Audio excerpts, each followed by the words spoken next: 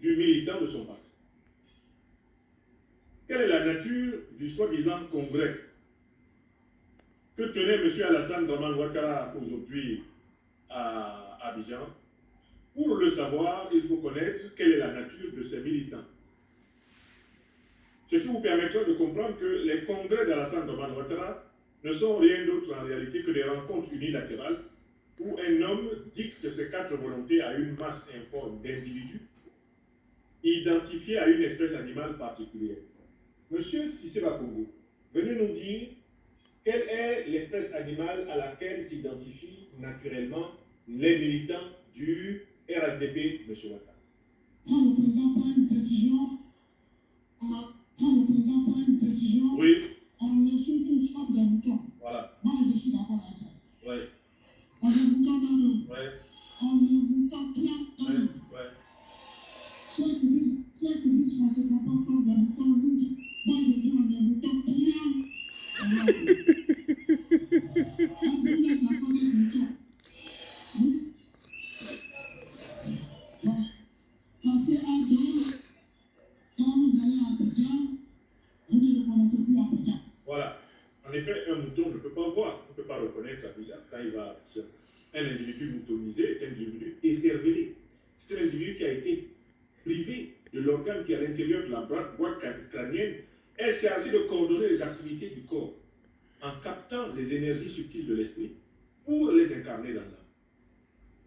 Donc, le rassemblement des hauts pilleurs, hein, des hauts pilleurs de la Côte d'Ivoire, eh bien, ce rassemblement était un rassemblement d'individus moutonniers.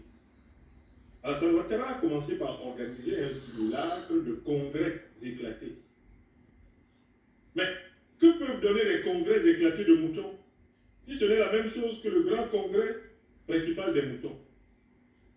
Les congrès éclatés n'avaient point pour but d'aller recueillir les opinions inexistantes d'un parti dans lequel le débat est interdit. Les congrès n'avaient pas pour but d'aller obtenir le sentiment réel des bases de ce parti entièrement constitué de tubes digestifs administratifs, de milliardaires si vite, constitués par le pillage de la fortune publique. Non! Le congrès était en réalité un rassemblement de cons qu'on amène pour les traire, comme on traite les moutons. Les congrès éclatés n'ont aucun sens dans un parti politique où les moindres militants ou sympathisants qui ont pu émettre des points de vue qui ne sont pas conformes à l'orthodoxie du berger de la moutonnerie se sont retrouvés en prison. Car il est important de vous rappeler que M. Ouattara Dramane a mis cette dernière semaine en prison 2 militants défenseurs connus de son propre parti. L'ancien ministre Joël Guessa, qui a été un responsable principal du RHDP et qui a eu pour unique crime de lèse-majesté de souligner le fait incongru que M. Ouattara prétend organiser une élection en ayant exclu tous les candidats de l'opposition. L'ex-ministre Joël Guessa a été arrêté malgré le handicap physique important dont souffre cet homme que je connais. Il a été arrêté, conduit manu militari à la prison centrale d'Abidjan. Que M. Alassane Dramane Ouattara a eu l'idée maléfique d'appeler le pôle pénitentiaire de Côte d'Ivoire. Pour tout faire afin que le nom de la prison corresponde au nom de l'un des partis les plus importants de l'opposition ivoirienne, le PPAC. Il a appelé le pôle pénitentiaire autonome de Côte d'Ivoire. Il a rebaptisé ainsi une maison d'arrêt et de correction d'Abidjan qu'on abrégeait du mot de Maka.